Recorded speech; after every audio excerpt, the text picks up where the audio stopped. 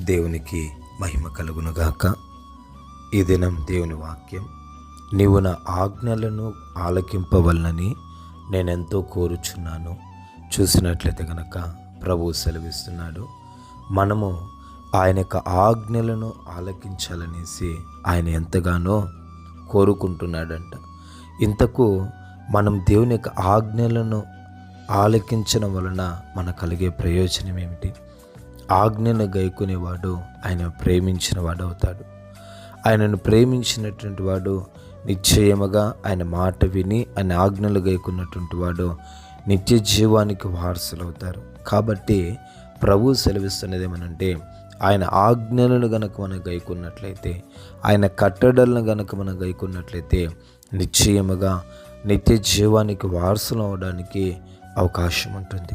అందుకని ప్రభువు నా ఆజ్ఞలు గైకొనవలననేసి నేనెంతో కోరుకుంటున్నాను అనేసి ప్రభు సెలవిస్తున్నాడు.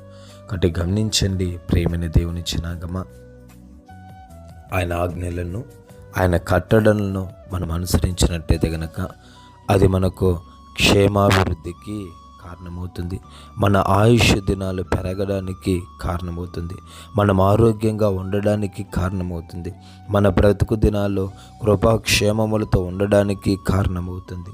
కాబట్టి నీ బ్రతుకు దినాలు కృపాక్షేమముగా నువ్వు ఉండాలన్నా, ఆశీర్వాదకరంగా ఉండాలన్నా, అన్నిటికీ మించి నిత్య జీవానికి వారసులుగా నువ్వు ఉండాలి అని అంటే నిశ్చయముగా ఆయన ఆజ్ఞలను గైకొను, ఆయన ఆజ్ఞలను ఆలకించు.